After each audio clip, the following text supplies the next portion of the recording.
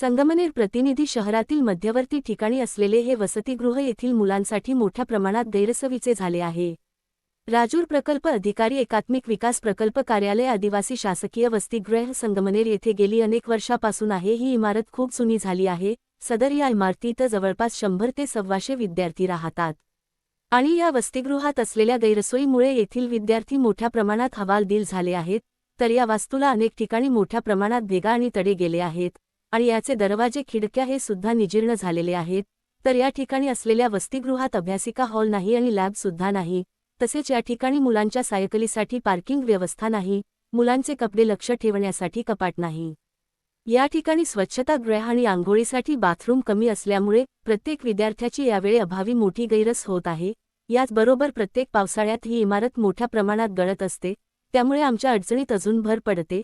म्हणून येथील विद्यार्थ्यांनी आता ही इमारत आम्हाला आता नकोच असा आपला पवित्रा घेतला असून आता आम्हाला सर्व सोयीयुक्त अशा नवीन इमारतीत आम्हाला त्वरित स्थलांतरित करावे अशा प्रकारे येथील विद्यार्थ्यांनी आपली मागणी केली आहे आणि आमच्या सुरक्षेचा विचार करून प्रशासनाने लवकरात लवकर आमची ही मागणी मान्य करावी, अन्यथा मोठे आंदोलन करावे लागेल. याबाबतचे निवेदनाच्या प्रति माननीय आयुक्त आदिवासी विकास महामंडळ महाराष्ट्र राज्य विभाग तसेच माननीय आदिवासी विकास महामंडळ उपायुक्त नाशिक यांच्या बरोबरीने प्रकल्प अधिकारी राजूर तालुका अकोले यांना देण्यात आले आहे.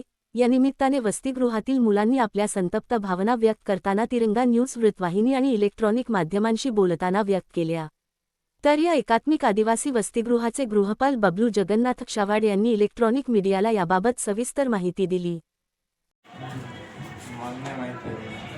नाही ना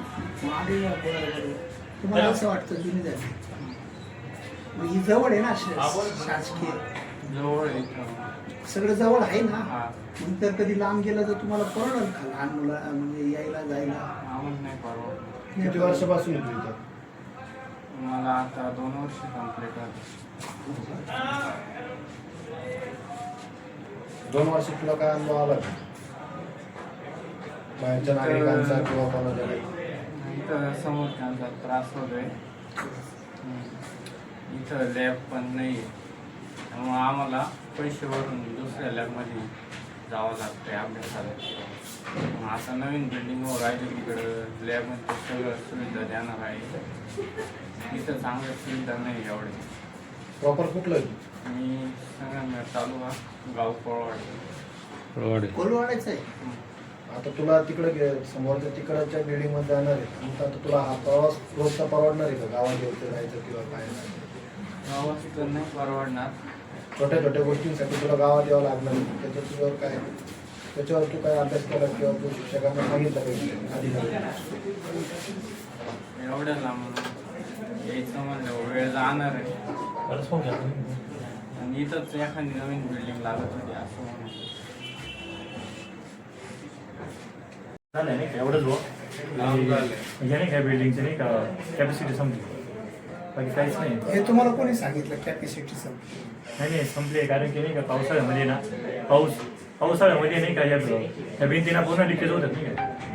काय होतं? लिकेज होतात त्या भिंती आहे ना, त्याच्यातून पूर्ण पाणी येतं नाही का मध्ये, असं विषय होतं. आणि बाथरूम डायरेक्ट उकळून जातो नाही का. मग तुम्ही त्या मालकाकडे तक्रार नाही केली का? तुमच्या साहेबांकडे तक्रार नाही केली का? कोणाकडे? सरांकडे पण केली, पण मग आम्हाला बदलायचीच आहे नाही का, कारण उपायात यावं नाही का. खरं नाही का पावसाळ्यामध्ये खूप हाल होते आमचे. हो. म्हणजे इथं तुमची राहायची मानसिकता नाहीये. हो. काही मुलांचं मग असं म्हणणं आहे का आम्हाला परवडणार नाही का एवढे लांब गेल्यावर तुम्हाला मग तिकडे पाण्याच्या अडचण लई होती. नंतर विचारा नाही. हा बरोबर आहे. गुलेवाडीला मग मी होतो नाही का 2 वर्ष गुलेवाडीला. हा गुलेवाडीला होतो मी. मग पाणी राहतं ना पाणी. हा तेच नाही का टँकरनं पाणी वाढतं नाही का तिकडे. मग कसं काय तुम्ही पाणीची व्यवस्था काय करणार? तुम्ही लाख बोर आहे, बोर कधी कमी पडला पाण्याने मग काय करणार? आणि परत त्याच्यानंतर तुम्हाला यायला जायला रोजचे 20 रुपये, इकडून 20 तिकडून 20, 40 रुपये रोज लागणार आहे समजा. ज्यांच्याकडे आहे व्हेकल तर त्यांना काही नाही, पण तुमचं कसं होईल? तुम्हाला परवडाल का? हो बरोबर आहे. नाही परवडणार, पण मग आता कॅपॅसिटी पण संपली आणि मग एवढं नाही का पावसाळ्यामध्ये इथं नाही. कॅपॅसिटी संपली बिल्डिंगची हे कोणी सांगितलं तुम्हाला? बिल्डिंग आरसीसी आरसीसी बिल्डिंग पडण्यासारखी नाही. असू द्या, पण हो हो का? आणि वरती नाही का बॅगा पण गेल्यात नाही का, चिरा गेल्यात वरती नाही पूर्ण चिरा पडली. वॉटरप्रूफ करून प्रश्न मिटू शकतो तो. नाही सर, आता भिंतीला पूर्ण तडे गेलेले आहे ती. सपोज आता इथं बाहेर एक मोठी चीर आहे, आरपार चीर गेलेली आहे, प्रकाश दिसतो डायरेक्टली आरपार. मग काही दरवाजे आहेत त्यांचे पण असे पूर्ण बॅग गेले, इथं सिमेंट लावून फक्त त्यांनी लिपून घेतलेले आहे का नाही. आणि तेच नाही सर, बाथरूम पण चॉकअप बाथरूम पण चॉकअप होते, दरवाजे सगळे तुटलेले आहेत, रिपेअरिंग पण वेळेत होत किती दिवस नाही. झाले हा सगळा त्रास चालू आहे? हे चोकअपचा असेल किंवा घरगर्तीचा असेल? गळतीचं प्रत्येक वर्षाचं चालू आहे सर. आता दरवर्षी येणार दोन ते, वर्षापासून तेवढं इथे होतं, तेवढं वॉटर हे करून देणार. तेवढ्यापुरती सीझनला वॉटर प्रूफिंग करणार नाही. त्याचं आतापर्यंत काय- तुम्ही किती तक्रारी केल्या? तक्रार केलेली आहे ती, किती केल्या आतापर्यंत? अर्ज दिलेले आहे थोडं. तुमच्यावर तुमच्या अधीक्षकाचा दबाव नाही काही? नाही, अधीक्षकांचा काहीच दबाव नाही आम्हाला.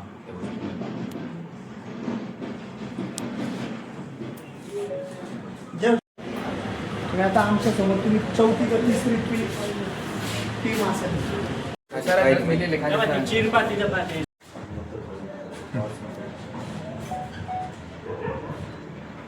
या वास्तूचा करार किती वर्षाचा आहे?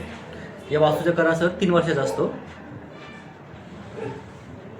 तुमच्या आदिवासी विकास विभाग जे आहे इथं हा. मुलांचे शासकीय वसतिगृह, हे किती वर्षापासून इथं आहे? आता 2007-8 पासून इथे बिल्डिंग मध्ये सर. 8 वर्ष. हो. आता 18 वर्ष पूर्ण आल्या बिल्डिंगला. 18 वर्ष हो. इथं तुम्ही आहे 18 वर्षापासून. हा, हे वस्तू इथं 18 हो. 18 वर्षापासून होतं. तर आता इथं तुम्हाला काय त्रास होतोय? आता मुलांची मागणी आहे का, ही बिल्डिंग ऑलरेडी जुनी झालेली, पावसाळ्यामध्ये गळती वगैरे, ते दरवाजे जुने झालेले त्यांचे लावलेले, लाईटची फिटिंग वगैरे आहे ती पण जुनी झालेली. ती खिडक्यांना वगैरे पाहिजे, आपल्या जाळ्या वगैरे पाहिजे बाथरूमला वगैरे, त्या पण जाळ्या लावलेल्या नाही त्यांनी.